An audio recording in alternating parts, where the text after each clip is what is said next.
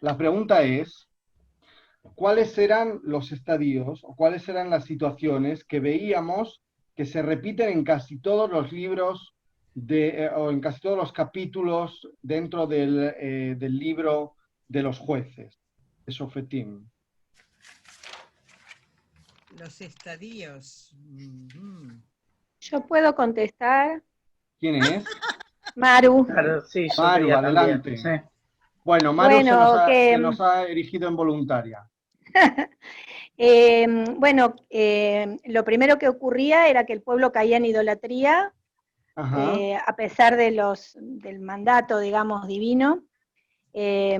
Luego era vencido por un pueblo extranjero, y después de que era vencido, Dios asignaba a un juez, mientras ese juez estaba vivo, digamos, y representaba al pueblo, digamos, hacía que el pueblo siguiera los mandatos de Hashem.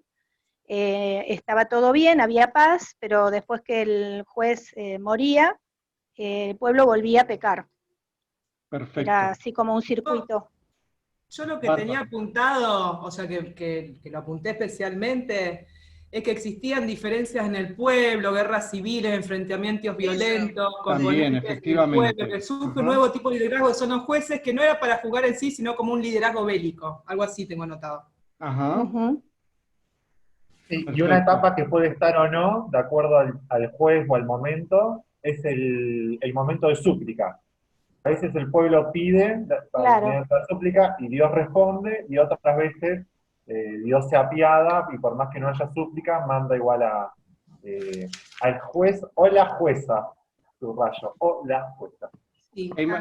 Tenemos un momento en el que es cierto Por que eso, aparece algo algo más, diferente algo más o que hay habías alguna dicho, situación. algo más que habías dicho, Sí, ¿puedo agregar? sí, sí, sí.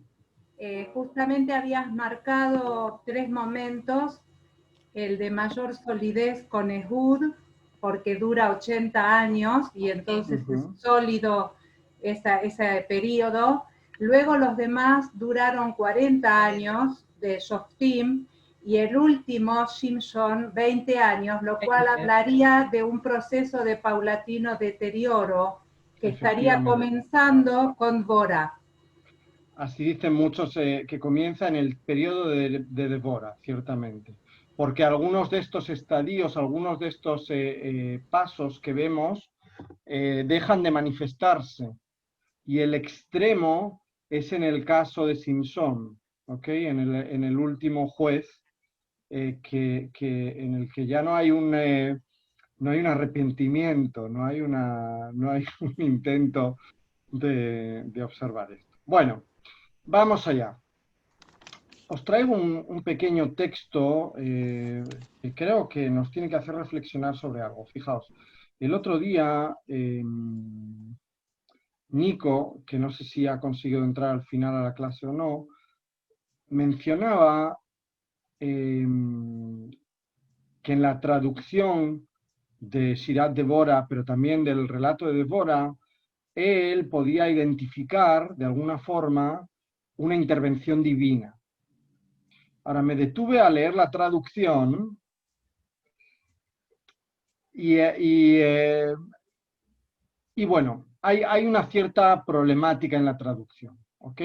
Porque hay expresiones, por ejemplo, si vamos a Shofetim, agarrad por favor el Humash si lo tenéis, en el capítulo 4, en el versículo 9, ¿ok? En el versículo 9 dice en castellano, ella replicó, iré contigo, pero no tendrás gloria en la campaña que vas a emprender, pues Hashem entregará a Siria en manos de una mujer. ¿Ok? Ahora, va a tomar aloch elech imach, iré contigo, ni replicó ni nada, dijo, o le respondió, bueno, replicó, ok, pero suena demasiado fuerte. Efes kilo tie tifartech, o tiferateja, על הדרך אשר אתה הולך, Ki beyad isha yimkor Adonai et Sisra. Cuando se dice Ki beyad isha, el significado tiene que ver con el hecho de que no va a haber una actuación milagrosa en este caso, ¿ok?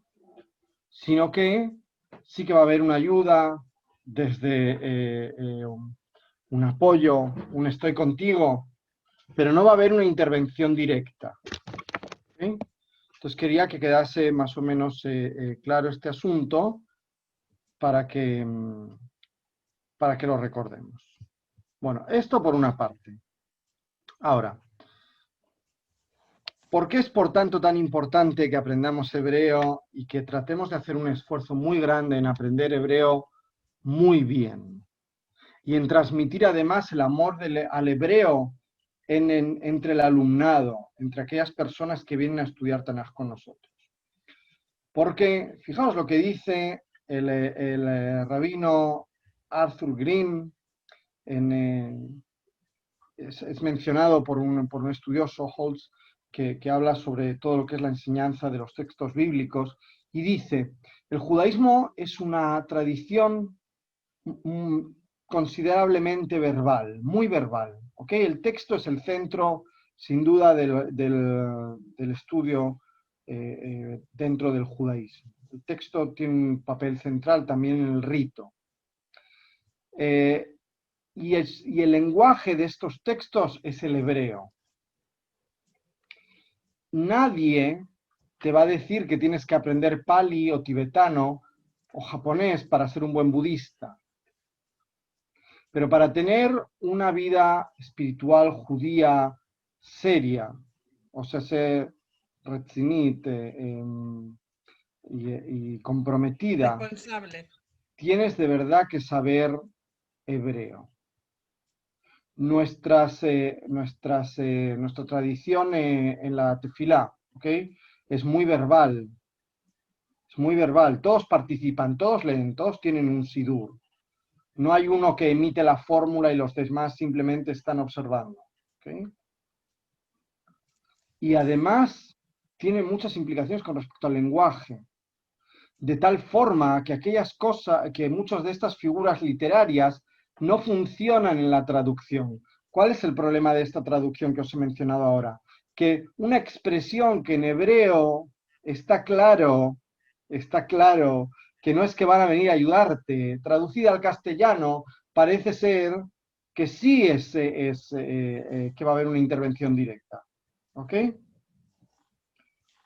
Muchas de nuestras enseñanzas, incluidos aquellas que tienen que ver con la mística hasídica, con las fuentes de mística hasídica, tienen nuance y giros en el lenguaje que la traducción nunca va a poder abarcar. ¿Ok? Entonces, yo creo que sí que es algo que tenemos que tener en consideración. Andy comentaba el otro día, con mi poco hebreo, con mi no sé qué, y sin embargo, Andy, hiciste algo espectacular, ¿ok? Al hablar del Bereshit. Esta idea aparece no como tú la transmitiste, pero sí que aparece en algunos sitios. Está, por ejemplo, hay un midrash que se llama Bereshit Taman, ¿ok? Etcétera, etcétera, que los leemos en la tefilá a veces. Y eso indica también la preocupación de la persona, ¿cierto?, por intentar aprender, por avanzar. Y por otro lado, creo que es fundamental. Libro de los jueces, como bien decíais. Rab, me quedé pensando que esto que decías antes sobre la traducción, sobre el ibrit, volvemos a lo que decías la semana pasada, ¿no? Sobre quién interpreta o quién traduce a su parecer cada libro, porque la palabra de Dios no está ni siquiera nombrada en el pasuk, y sin embargo aparece un nombre más en la otra hoja, digamos, en la hoja de enfrente, pero, ¿no? Y en este texto en concreto, digamos, podríamos analizar cualquier texto traducido. Incluso si nosotros mismos lo tradujésemos, tendríamos que hacernos una autocrítica después, ¿ok?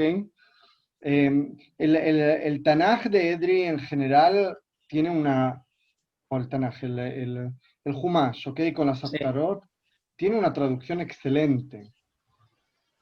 Y es bastante, de verdad, es muy pulcro, muy pulcro. Eso no quiere decir que a lo mejor si rebuscásemos podríamos llegar a encontrar también puntos en los que decimos espera. Pero él, sin embargo, trae las interpretaciones también, las menciona. En este otro caso, de verdad, hace bastante ruido, posiblemente porque es otro tipo de traducción, ¿ok? No es una traducción que aspira a ser académica. Es una es una traducción con interpretación. En la introducción del Humash lo insinúan levemente. ¿Okay? Si leéis una de las Askamot que hay al principio, una de las cartas de recomendación que hay al principio, vais a ver que precisamente se menciona la cuestión de las interpretaciones. ¿Ok? Acá los compañeros están en el chat haciendo comentarios muy interesantes y buenísimo. Los quiere leer, pero además yo quería justamente traer los maestros sufis, hablan del problema de las traducciones, justamente rechazan todo tipo de traducción a raíz de esto que comentan mis compañeros, ¿no? De que toda traducción ya lleva implícita una distorsión del minuto cero. Y hay una distorsión en el propio lenguaje, ya sería para charlar, inclusive cuando nosotros leemos en el original, también estamos cargando de nuestro particular acento lo que leemos, así que del vamos tenemos problemas, así que imaginemos esa misma carga ya con la traducción, ¿no? Aquí en el judaísmo hay dos cuestiones. Uno es la posibilidad interpretativa que tiene el texto, ¿ok? Y dos, que cuando nosotros leemos un texto desde una perspectiva judía, tenemos que hacerlo teniendo en cuenta las interpretaciones, ¿ok? O sea, leer el texto no es solamente leer el texto, sino también leer los textos que acompañan al texto. No es solamente interpretar el subtexto que nosotros vemos, es también leer la interpretación que otros nos han transmitido. La primera son los teamim, las pausas, ¿ok? Esa es la primera interpretación, porque en función de las pausas, un pasuk va a decir una cosa o va a decir otra. Ahora, por eso digo, en el judaísmo es importante leer el texto, pero también acompañarlo de la interpretación, porque hay varias formas de interpretar las cosas, pero, y bien indicas, leí ahí que Celso o alguien estaba mencionando cómo se llamaba el traductor en latín o en italiano, y que lo llaman traidor, ¿cierto? Bueno, tiene que ver con todo esto. Vamos adelante.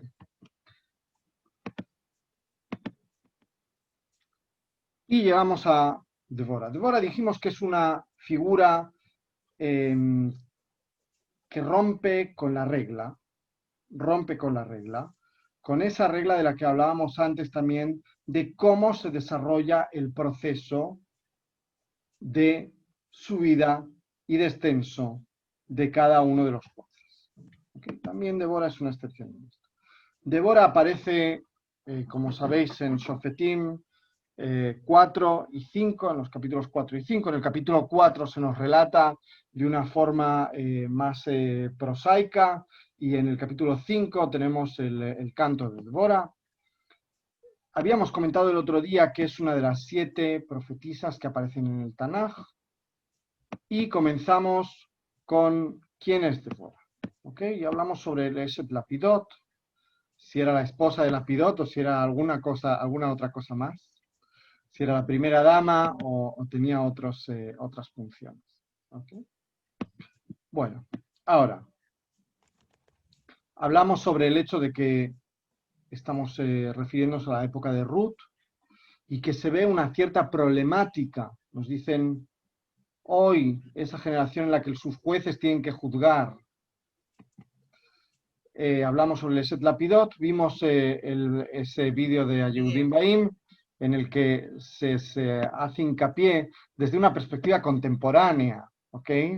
Porque desde luego es una lectura anacrónica, pero todo Midrash es una lectura anacrónica del texto, siempre y cuando no haya sido un Midrash que se ha desarrollado en la misma época. Y aún así ya va a haber una cierta distorsión, como decíais, porque no deja de ser una interpretación que otro le da al suceso. Ahora, ¿qué es lo que sucedió antes de que Dvorah comience a ser shofet?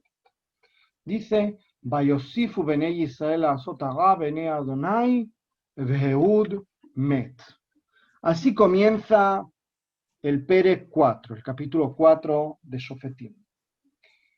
Hicieron los hijos de Israel el mal a los ojos del creador del mundo, y Ehud ya había fallecido.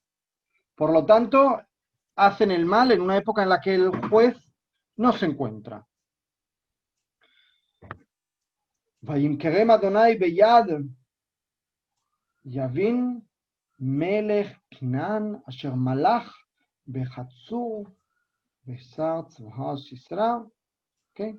O sea, el creador del mundo entrega al pueblo de Israel en las manos del rey de Kinán, que se llama Yavin, y cuyo ministro de la guerra, por llamarlo de alguna forma, es Sisra. ¿Y qué es lo que vemos justo después? Vayitzaku benei Israel el Adonai. Y gritaron los hijos de Israel, hicieron plegarias, se dirigieron a Dios. ¿Por qué? Porque tenía, nos dicen, 900 carruajes de hierro, de metal, Sisra. Y se sentían evidentemente en peligro, en riesgo. Daos cuenta, un ejército con 900 carros de metal. En aquella época es un gran ejército y supone un gran peligro. Bueno, y entonces aquí encontramos Dvorah por primera vez. Dvorah, Isha Neviá, Dvorah, una mujer profetisa. Eshet Lapidot, que ya hemos hablado de esto, que es quien está juzgando a Israel en aquel momento. Y nos dicen, y se sienta debajo del tomer de Dvorah, que de este tema vamos a hablar en otro momento.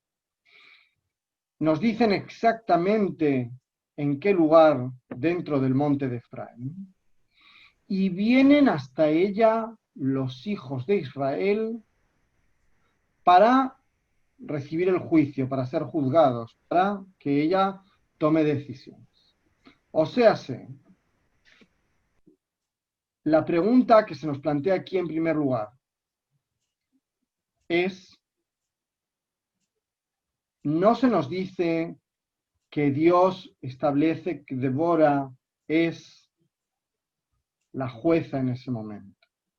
Fijaos qué interesante. A diferencia de otros jueces, ella aparece simplemente, ya está desarrollando la tarea, pero no tenemos la fuente que indica cómo ha sido designada. Entonces la pregunta ¿es Dios quien posicionó a Dvorah como jueza, o es el pueblo quien posiciona a Dvorah como la jueza? Y cuando se nos dice aquí, Vayahlu elea benei Israel la mishpat, cuando se nos dice que venían los hijos de Israel a ella para el juicio, para ser juzgados, para que juzgase, se nos está indicando de alguna forma que la designación de Dvorah es una designación de origen humano, a diferencia del resto de los jueces. Ahora, en el Perek 4 también se nos habla sobre la extraña relación de fuerzas, o la atípica relación de fuerzas entre Barak y Dvorah. Y nos dice que Dvorah manda a llamar a Barak. Así comenzamos. Y le dice, Aló tziva Adonai Elohei Israel leja, ta ta ta ta ta ta. ¿Acaso, acaso no te ha ordenado el creador del mundo, el Dios de Israel, que salgas, que tomes a 10.000 hombres de los hijos de Naftalí y de Reubén, para que vayas a luchar contra Sisra? Dice, Natatiu beyadeja, y lo dará en tus manos. De nuevo, volvemos a esta expresión que aquí no sé muy bien cómo la están traduciendo en el 7, te lo entregaré en tu mano. Ok.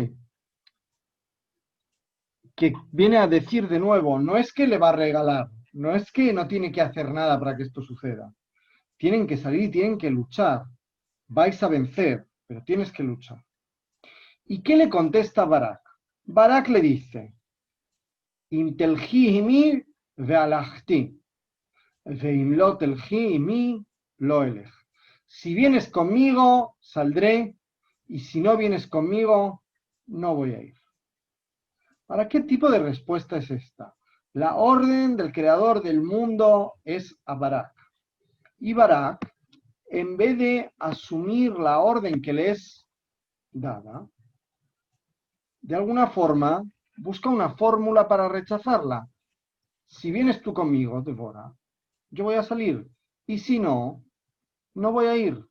Ahora, esto también es bastante atípico. Bastante atípico. Si bien Moshe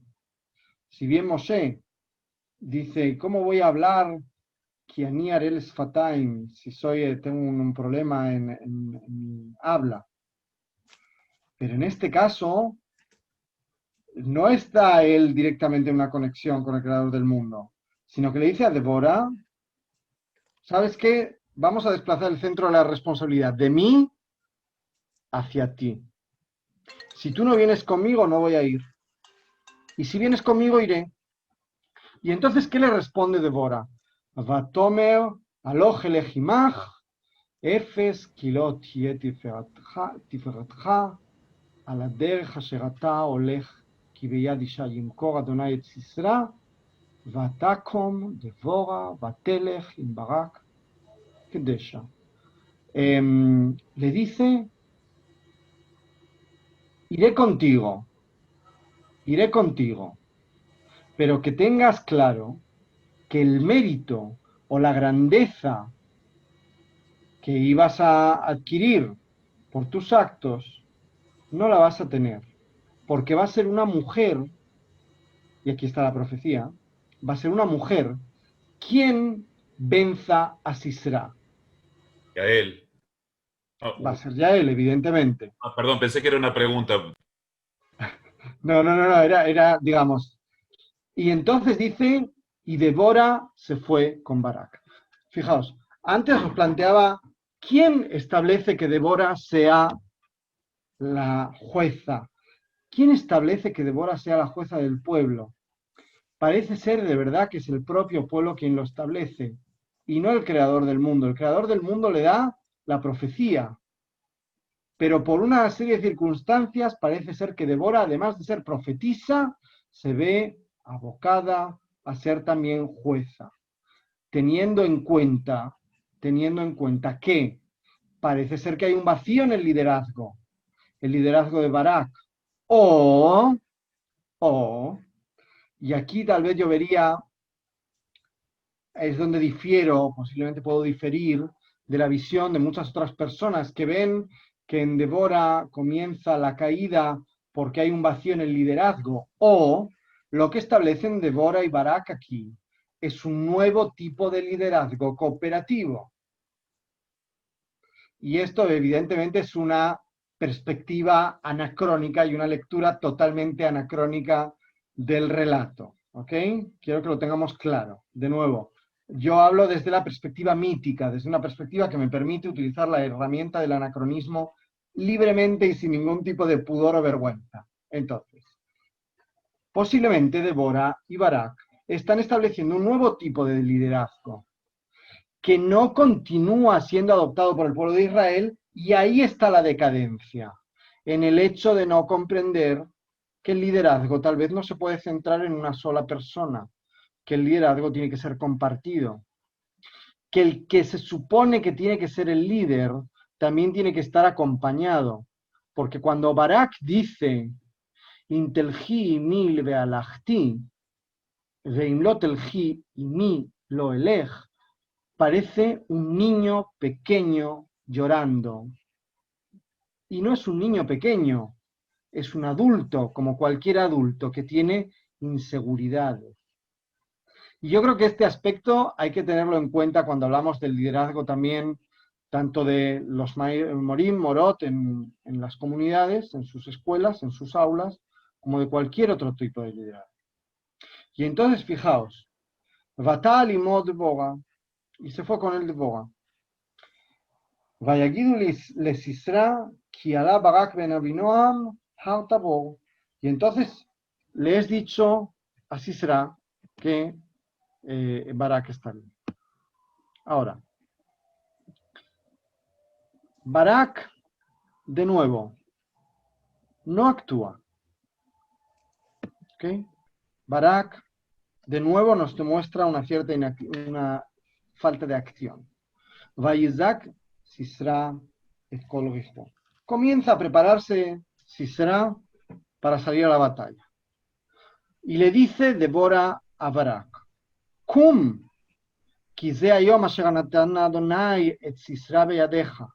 levántate y ve, porque es el día en el que vas a poder vencer a Sisra con la ayuda de Dios.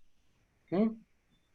Aló Adonai Yatzalefaneja, Begat Barak, dice, y bajó Barak del Artabor, y con él iban 10.000 hombres. Ahora, de nuevo, ¿por qué digo falta de acción? De nuevo, Débora es quien tiene que empujar a Barak para que comience la acción. Lo podemos ver desde dos perspectivas. Podemos pensar de nuevo, como os decía antes, que tal vez estamos hablando de un nuevo tipo de liderazgo. Un tipo de liderazgo cooperativo, como el que hay entre Moshe, Aarón y Miriam. Fijaos qué tipo de modelo estamos teniendo. Un liderazgo como el de Moshe, que tiene la seguridad y la confianza de decir que ojalá todos sean profetas. Cuando vienen a decirle, fíjate lo que está pasando, que hay dos que están hablando y están diciendo. Un diferente tipo de liderazgo no centrado en una sola persona. Y sin embargo, aún hay una cierta problemática en el hecho de que Barak tenga que ser todo el tiempo incentivado y parece que le falta la iniciativa. Y estamos hablando de una situación de supervivencia, de vida o muerte. ¿Y qué nos dicen? Que en un momento dado, durante esta batalla, ¿cierto? Sisra tiene que huir y llega a la tienda de Yael. Y entonces es, de verdad, Yael quien hace el trabajo. Quien hace el trabajo. Utilizando lo que se llaman tajbulot. Utilizando algún tipo de treta, de engaño, igual que lo ha hecho Ehud en su momento también. ¿Okay? Porque Ehud era zurdo, su mano más fuerte era la izquierda, y pudo esconder el cuchillo o su espada en la pierna contraria, por lo tanto, de alguna forma pasó desapercibido cuando entra a vencer a su adversario, a asesinar a su adversario. Y en el caso de Yael lo esconde, lo mete debajo de una cobertura, de una manta. Y al final vemos cómo Sisra es derrotado. Ahora, fijaos, en hebreo la expresión es muy, de verdad, muy fuerte, muy poderosa. Dice, Vatitka etayated verakato. ותצנח בארץ, והוא נרדם, ויעב ומות. Es de verdad una descripción casi poética, o sin el casi, totalmente poética, de cómo cae Sisra. Sisra se duerme, se queda inconsciente de alguna forma y finalmente muere. Ahora, de nuevo, aquí vemos cómo se cumple lo que de alguna forma anticipaba Dvora. Ahora, Andy, si quieres puedes compartir en un segundo este pensamiento que tenías. Es que es una duda concretamente, no tengo para aportar ahí, sino es una pregunta más hermenéutica y creo que esto nos ayuda a situarlo, pero se va a dar en otros momentos en el relato. Porque esta pregunta de si Dios le había designado a Dvora como jueza o no, yo la pregunta que me hago es sobre la dinámica de la revelación o de la profecía. Pues digo, Dios se comunica con el profeta y le revela algo. El profeta comunica a su vez y da cuenta lo que el profeta puede y nosotros le entendemos al profeta lo que podemos. Mi pregunta es acá también sobre esta lectura que el texto, porque la escritura es lineal, porque yo tengo que escribir en un renglón una cosa a la vez, si no hay fragmentos de la profecía que no se van perdiendo. Y pongo acá el ejemplo, me entra la misma duda, por ejemplo, cuando veamos con Hannah y Shmuel después. Ok. Si la persona en un momento que dice, no sé, y se durmió, y en el sueño Dios le dice, digo, ¿qué pasa si no hay información que el texto no nos da ahí y que es parte de la revelación? En primer lugar, Andy, digamos, lo habíamos comentado en la primera clase, la profecía que quedó registrada es aquella profecía que tiene un valor, que tiene un cierto valor para las generaciones posteriores. ¿Okay? Esto quiere decir que tal vez, ciertamente, no conocemos toda la profecía que le fue entregada a Débora. ¿Okay? Esto por una parte. Por otra parte, tampoco conocemos ciertamente la cronología exacta. O cuál es el orden. Pero sí que el relato en este caso parece tener un orden bastante lógico. Porque Débora llama a Barak a salir recordándole. Cuando le dice Alot Tzivá Adonai, eso quiere decir que ya lo ha dicho antes, posiblemente. Y que Barak se está haciendo derrogar de alguna manera. Pero finalmente sale. Y cuando sale, aún de nuevo Débora tiene que volver a llamarle. Ahora, por la cuestión de la linealidad en la transmisión y de la cuán completa está dicha transmisión es algo que nosotros no podemos saber. Porque las profecías que se conservan son las profecías que tienen un valor para nosotros. Ahora, con respecto a lo que el profeta transmite, dijimos que solamente hay dos casos en los que existen profecías que no sabemos o que al profeta no le fue entregada la interpretación de las mismas. Las vamos a ver posiblemente en el futuro. ¿Okay? Pero todas las profecías le son entregadas al profeta y si son en forma de mashal, de una alegoría, se le da también la interpretación. De tal forma que no existe una duda. No va a quedar espacio para la duda razonable en ese sentido. Bueno, pasamos por lo tanto al texto de la Haftará, a la Shirá, al canto. Y aquí vamos a leer rápidamente solamente la traducción. Ese día, Débora y Barak, hijo de Abinoam, entonaron este cántico. Cuando el enemigo, nos dice el intérprete, abre brechas en Israel, Israel se consagra ¿A quién? Al creador del mundo, evidentemente. Bendigan a Hashem. Escuchen reyes, presten atención príncipes, yo cantaré, entonaré las alabanzas de Hashem, Elohim Elohe Israel. Hashem, cuando saliste de Seir, cuando avanzaste desde los campos de Edom, tembló la tierra y también el cielo derramó agua y las nubes derramaron su lluvia. Se derritieron los montes ante Hashem, como pasó con el Sinai ante Hashem, Elohim de Israel. Ahora, todas estas sucesos naturales o sobrenaturales que podríamos decir, al final del día son sucesos naturales, ¿ok? Por un lado. Y en segundo lugar, no interfieren en la acción que vamos a estudiar. Y a esto se hacía referencia el otro día, precisamente, creo, Nico, si no me equivoco. Hablan sobre la grandeza de Dios, porque el canto abre con una alabanza al Creador del mundo.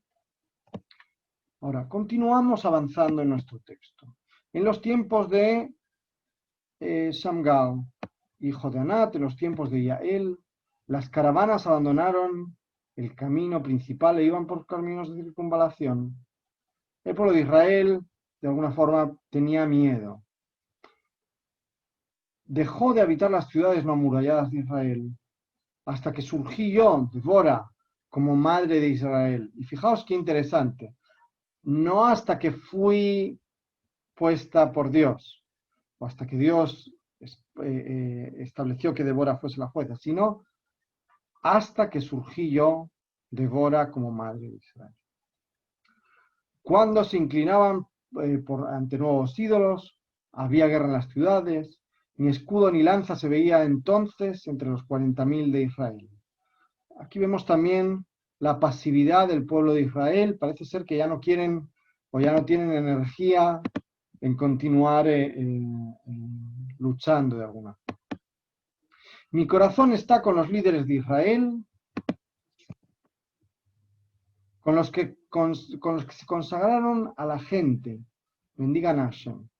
Ustedes, que montan en burros blancos, ustedes, los que se sientan a juzgar, ustedes, los que viajan en los caminos, alaben, evidentemente, a Dios. En lugar del ruido de las flechas contra las fuentes de agua, ellos contarán con los actos altruistas de Hashem. Los actos altruistas hechos a las ciudades, no amuralladas de Israel. Va a haber una cierta protección divina. Ahora el pueblo de Hashem tiene que ir tranquilo a las ciudades abiertas. Despierta, despierta, Débora. Despierta y entona un cántico. Fijaos, aquí, si bien en todo el relato hemos visto cómo la acción era despertar a Barak y animarlo para que actúe, en este caso, a Débora le toca relatar, poner en palabras lo que ha sucedido. Y creo que es muy significativo. Y ahora un pequeño salto también anacrónico.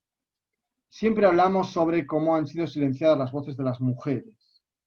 No solamente la voz de las mujeres, las voces de las minorías, las voces de aquellos que no eran el corte hegemónico de cualquier pueblo, quienes no se encontraban al lado del poder. Desconocemos, por ejemplo, el relato de la historia de quienes no pertenecían a las élites en la época del primero y del segundo, sobre todo en la época de la destrucción del primer templo. Desconocemos qué pasó con aquellos que no pertenecían a la élite de Jerusalén, por ejemplo. Entonces, llamamiento a despertar a Débora para que entone este cántico que puede ser que refleje el relato de lo sucedido, pero también que anime a los demás a la acción. Y por lo tanto comienza: levántate, Barak, llévate a tus prisioneros, hijos de Abinoam. Ahora el sobreviviente domina a los más poderosos, Hashem me dio dominio sobre esos poderosos. De Efraín, de su raíz, salió aquel que venció a Amalek. Después de ti vino Binyamin con tus pueblos. De Magir fueron a la guerra los más nobles. De Zebulún, los que manejan la pluma del escriba. Aquí se nos relata quiénes se han sumado a esta guerra. Los líderes de Isahar estaban con Débora, paralelamente el resto de Isahar estaba con Barak. Fue enviado al valle para cumplir su misión. Fijaos, aquí hay una división del liderazgo. Está el líder espiritual o el líder ideológico, el cerebro de la misión, y está Agasuta Mevatzat, está quien ejecuta la tarea.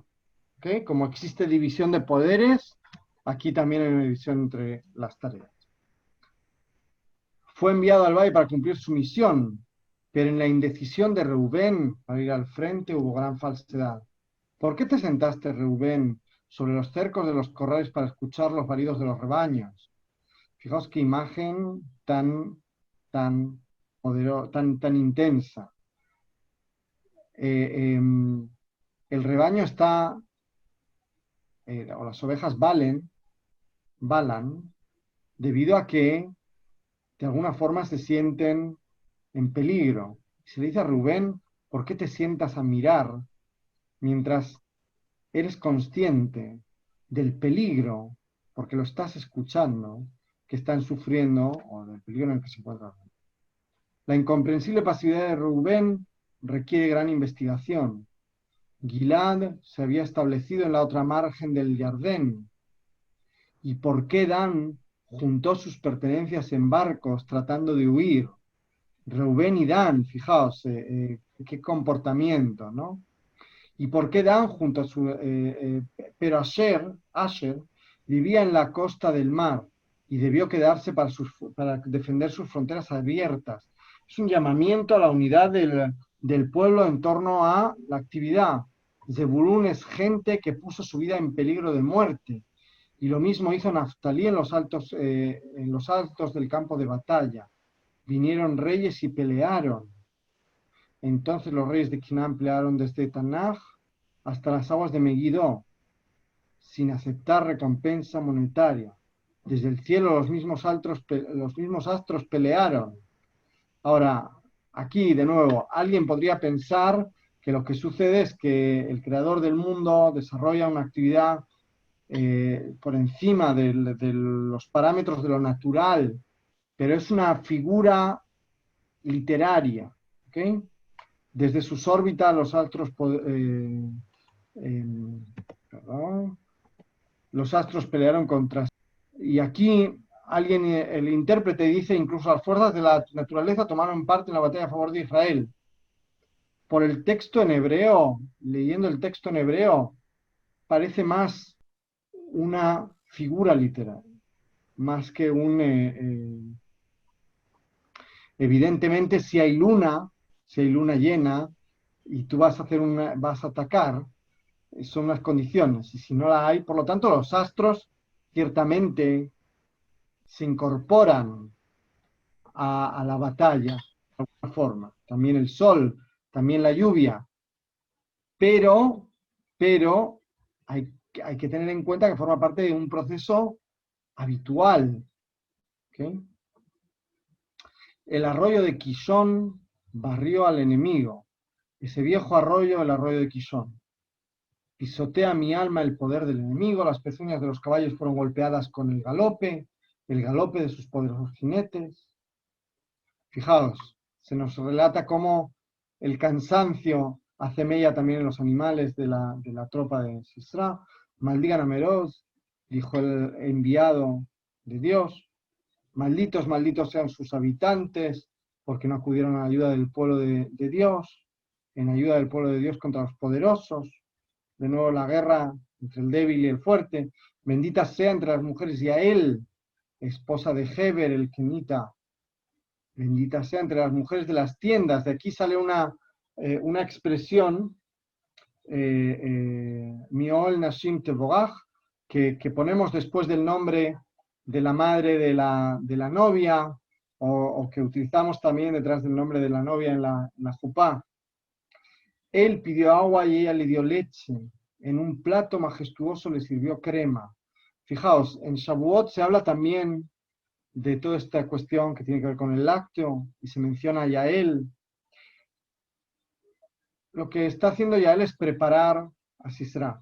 Su mano la extendió hacia la estaca y su mano derecha hacia el martillo del obrero.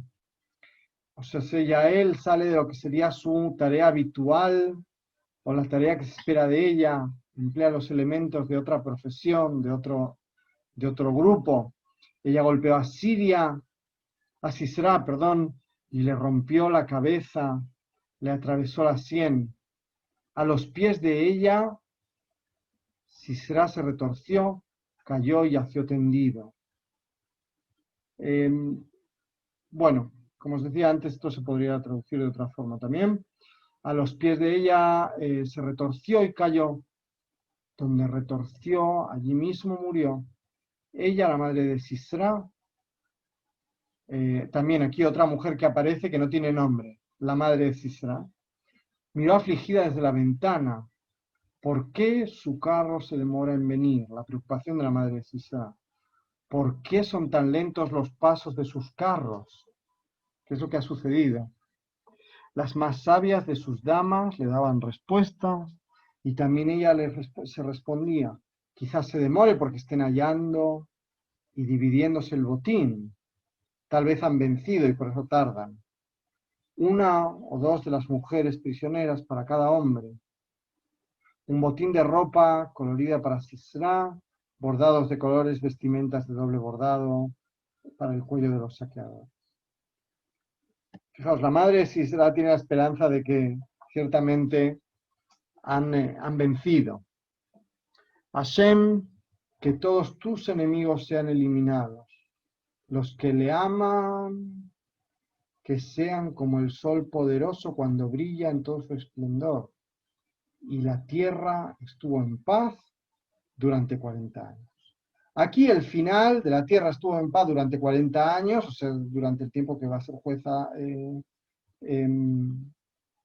Débora, es el final esperado en cada uno de los relatos de los jueces. Bueno, introduzcámonos un poco más en qué es lo que está sucediendo, por qué. Es la Haftará del Shabbat Shira. El Shabbat en el que leemos el canto del mar, Shirat Hayam.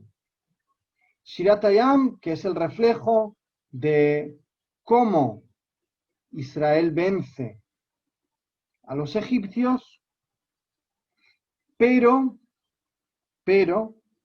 a través de la mano divina, de una acción divina, que es la apertura del Yam Suf, del mar de juncos, y su cierre anegando todos los carros del faraón. En el caso de Débora, es también un canto a la victoria sobre los cananíes. Y en este caso, la victoria viene de la mano de Débora, que es quien de alguna forma orquesta todo el asunto. De Barak, que cuando es llamado por segunda vez a la acción, hace lo que tiene que hacer. Y de Yael, que es quien, como ya se anticipaba en la profecía, habría de concluir el trabajo y acabar con Sisra. Y fijaos, aquí vemos una imagen a la izquierda de una ilustración de un Tanaj semi-infantil, podemos denominarlo, en la que vemos cómo Yael va a rematar esta historia. Pero también gráficamente vemos a Barak, que sería el juez como líder bélico, como líder militar, pero Débora, que es quien toma la decisión, o toma las decisiones con respecto a lo que hay que hacer. Fijaos qué diferencia entre la primera imagen y la segunda, si consideramos que son imágenes que resumen la acción. Una acción sobrenatural o el trabajo coordinado de varios actores para conseguir un objetivo final.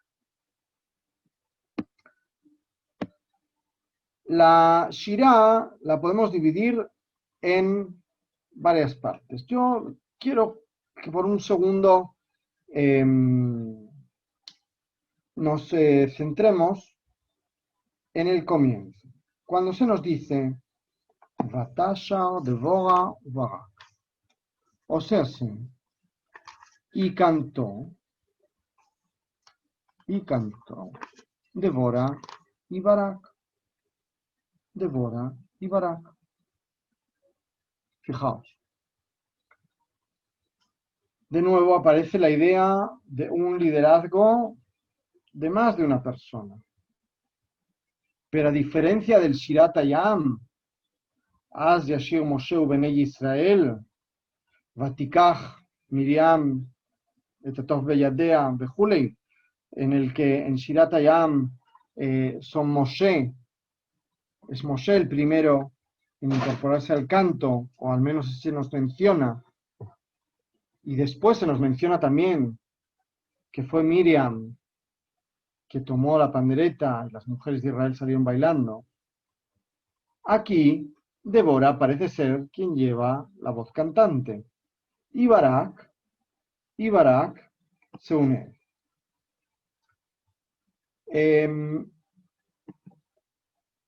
Bueno, encontramos que durante el tiempo de la invasión de los Knaanim, o durante el tiempo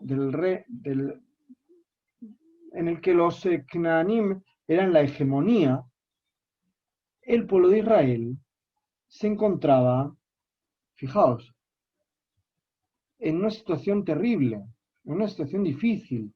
Y yo aquí quiero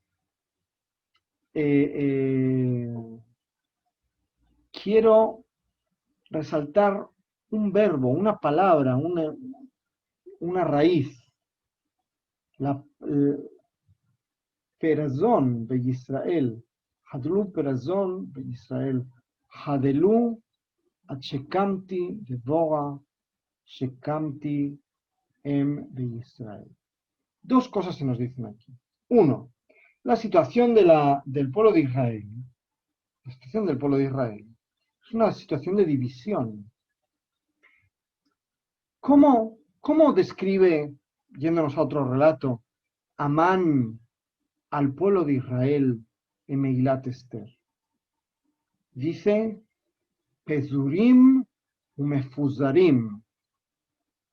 Están disgregados, están de alguna forma desvinculados, separados y desperdigados por tus reinos o por tus territorios. Aquí sucede algo parecido. El pueblo de Israel no parece estar unido y dice, Atshekamti devora, shakamti en Israel. Hasta que fui, yo me levanté como la madre del pueblo de Israel. ¿Con el objetivo de qué? De unificar. No es el único juez al que le sucede esto. No va a ser el único de los jueces a quien su tarea principal como jueza vaya a ser, o una de sus tareas, el reunificar al pueblo. Por lo tanto, Perazón de Israel. Es muy importante que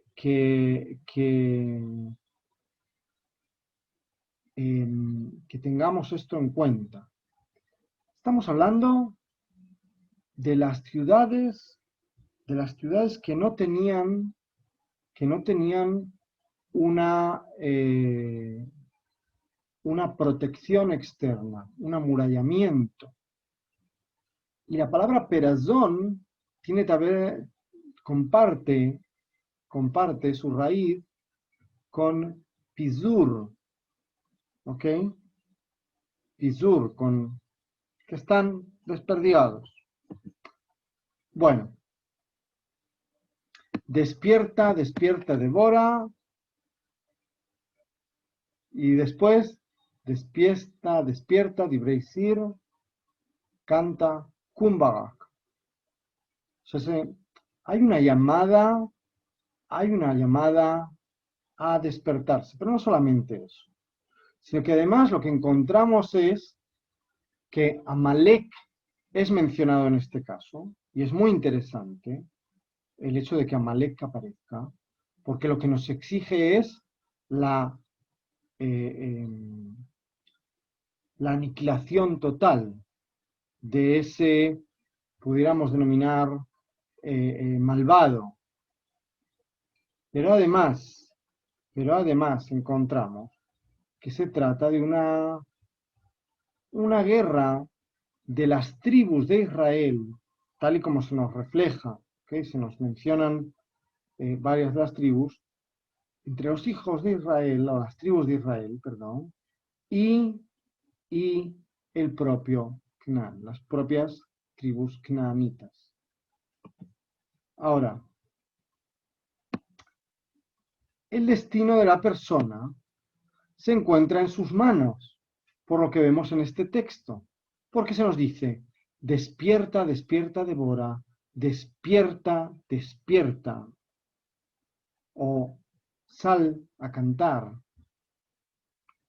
Y se le dice a Barak, levántate Barak. Fijaos, aquí tenemos otra señal más, o una señal de que posiblemente en primer lugar, o el objetivo primario, era que fuese Barak quien desarrollase la tarea de salvar al pueblo de Israel de las manos del Cananí, y que sin embargo, por eso se le dice levántate Barak, no se le dice despierta.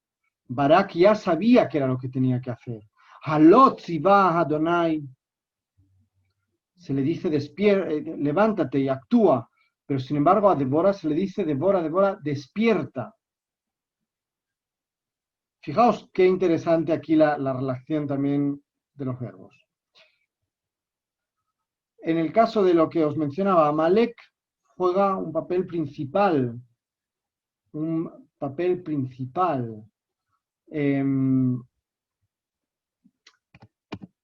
¿Qué más? Os traje aquí la mención de dónde saca el intérprete de la traducción al castellano. Tomó parte de un midrash que trae Rashi para especificar con respecto a Efraín en este caso. Bueno, ahora, ¿en función de qué salen a la guerra? ¿O qué genera el conflicto? ¿Se trata de una guerra ideológica o una guerra religiosa? ¿O se trata de una guerra por la supervivencia? Y aquí lo tenemos clarísimo, que es por el agua y por otros recursos.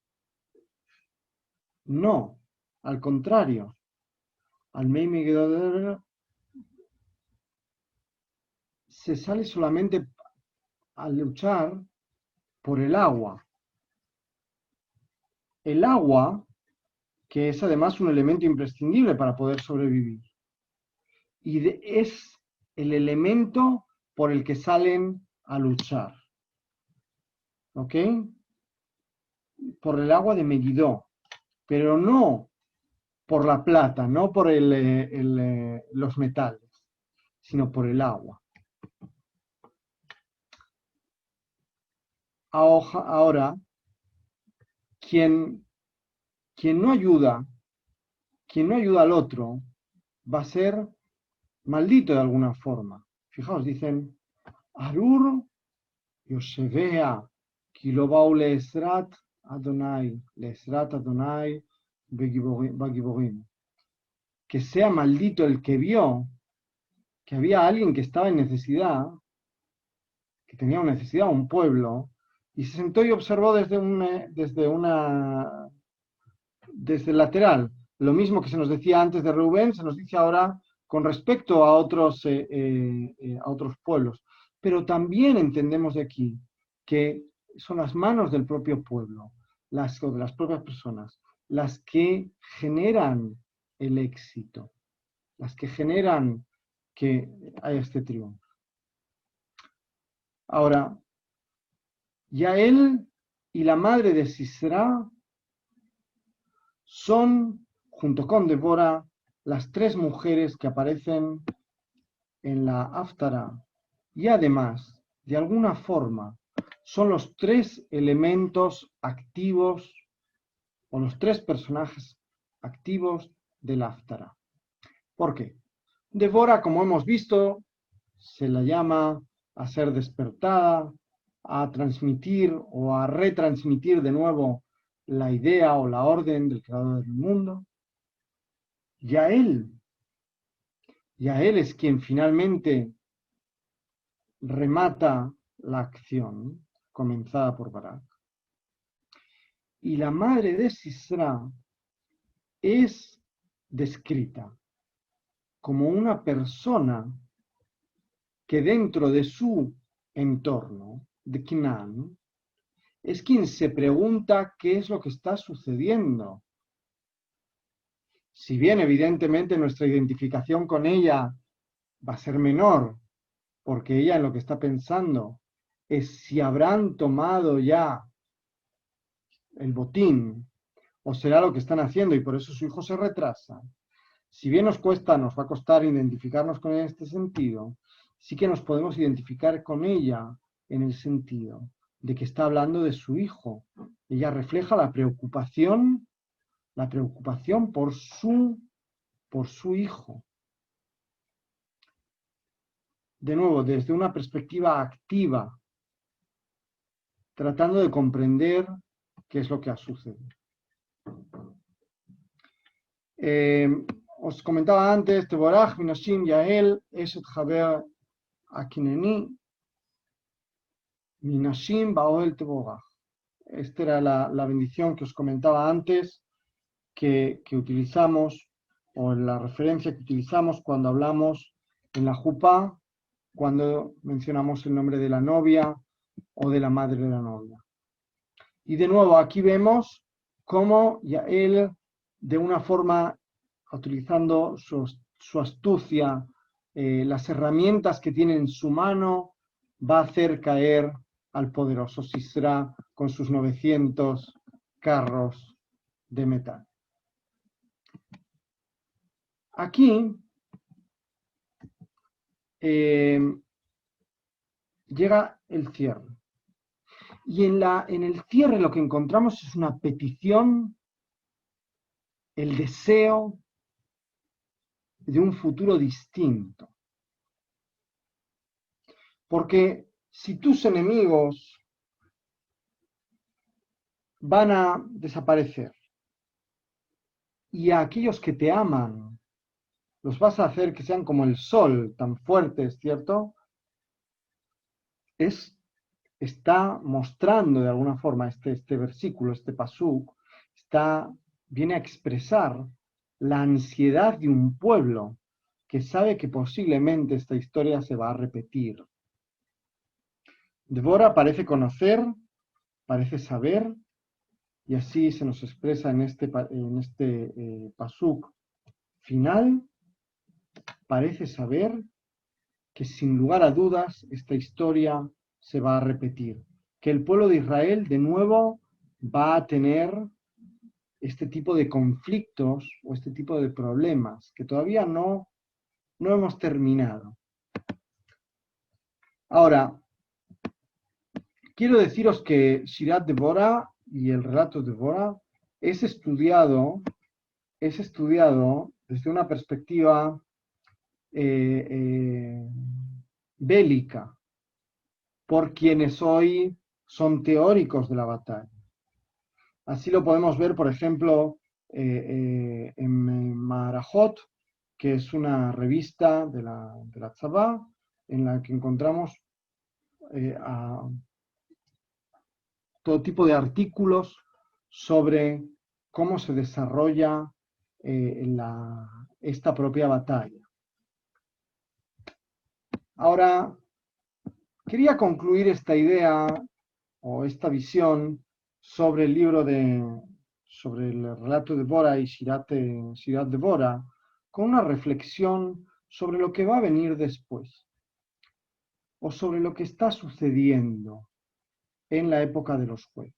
Fijaos, hay un pasuk que después la misma expresión o expresiones similares son referidas en otros sitios en el Tanaj, que dice, Vayamim Haem en Melech Israel Ish Ayashar Beinav Yaseh. En aquellos días no había un rey en Israel y cada persona hacía lo que le parecía recto desde su perspectiva, desde su mirada.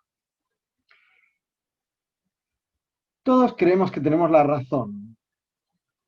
Esto es algo común al, no sé, tal vez 98, 99 o 100% de la humanidad. Pero también tenemos la capacidad para ser conscientes de que tal vez no tenemos en nuestras manos toda la verdad y que por lo tanto necesitamos aconsejarnos con otras personas, necesitamos que alguien también nos ayude a enfocar la mirada, a dirigir las cosas. Y así surge en Israel la figura del rey. Por cierto, a petición del pueblo. Lo vamos a ver en Shmuel, ¿okay? Cuando lleguemos a Shmuel. Pero fijaos qué importante es esta situación para el pueblo de Israel. El hecho de que cada uno haga lo que crea que es conveniente. Cuando ya se nos había dicho en el libro de Devarim, cuando lleguéis a la tierra de Israel, fijaos lo que se dice. Lota asun que jola sheganahu simpo ayom ish kol hayashar beinav. No haréis tal y como hacemos hoy.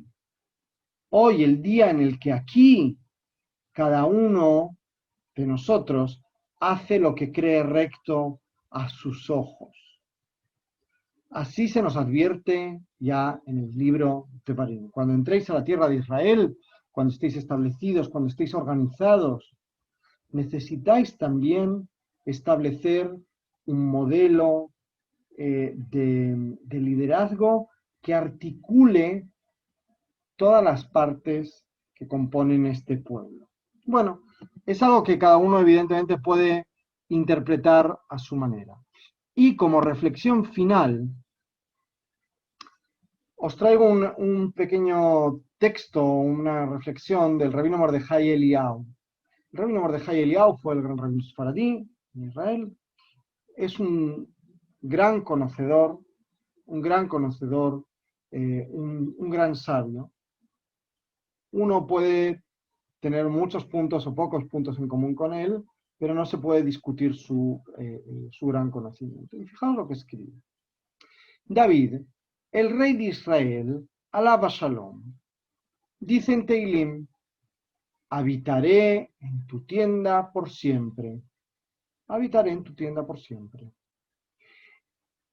Y dijeron nuestros sabios, o interpretaron nuestros sabios, o se preguntaron nuestros sabios, si es posible que una persona resida en dos mundos. Porque evidentemente Beoalej se hace referencia al mundo espiritual.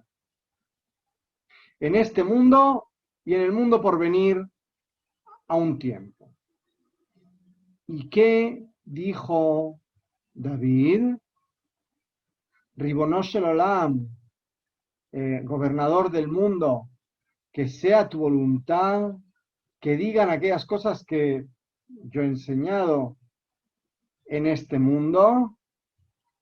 Y dijo Rabí Yohanan, en nombre de Rabí Shimon ben Yochai, todo Talmid Jajam, todo estudiante, que dicen o que alguien dice lo que él transmitió en este mundo, en el mundo por venir, o en la tumba, sus labios se mueven. Le da al sabio, al Talmid Jajam, le da una cierta continuidad una vez que está en la tumba, el hecho de que alguien repita sus palabras. Y esto es lo que dijeron nuestros sabios. Los Talmidei Jajamim no tienen descanso en este mundo y no en el mundo por venir. Que sepáis que como estudiantes no tenéis un momento para descansar ni en este mundo ni en el mundo por venir. Y esto necesita ser explicado. ¿Cómo puede ser que los Talmidei Jajamim no tengan un tiempo de descanso ni siquiera en el mundo por venir? ¿Dónde está la recompensa, por lo tanto, de ser Talmid Jajam? Si tiene que estar ocupado en este mundo y también en el mundo por venir. Ela, sino que en todo lugar en el que se recuerdan las palabras que dijo este Talmid Jajam, o que de sus aportaciones que aprendió en las diferentes sugiot,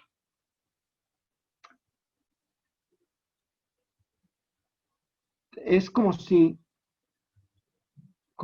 se despertase y sus labios de nuevo, dobebot, como si estuviesen moviéndose los labios, como si hablase. Y esto es lo que quiere decir que no tiene descanso en el mundo por venir, ¿ok? O que no tiene descanso en general, porque es como si sus labios estuviesen volviendo a hablar, como si él mismamente estuviese repitiendo esas palabras, porque fue él la primera persona que las emitió, la primera persona que trajo esa idea, que trajo la interpretación. Y tenemos que saber que no hay ningún tipo de descanso en el mundo en general, sino el estudio de la Torá. Solamente el estudio de la Torá nos proporciona descanso. Y en todo lugar que la persona decida descansar, o en cualquier momento en el que la persona decida descansar, tiene que decir que es para tomar fuerza, para continuar con su tarea, evidentemente. Y dirá, por lo tanto, por ejemplo, voy a descansar para que pueda levantarme a la Selijot temprano, para que pueda llegar a la Selijot a las 5 de la mañana.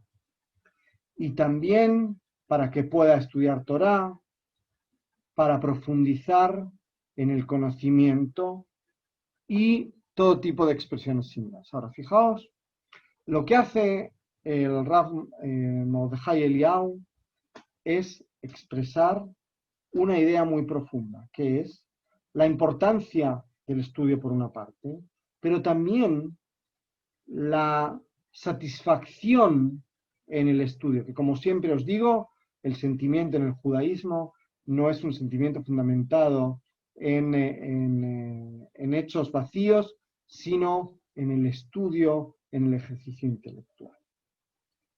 Y con esto, en nuestro próximo encuentro, vamos a pasar a estudiar sobre Shmuel y la Haftará del primer día de Rosh Hashanah. ¿Alguien tiene preguntas, alguna consulta?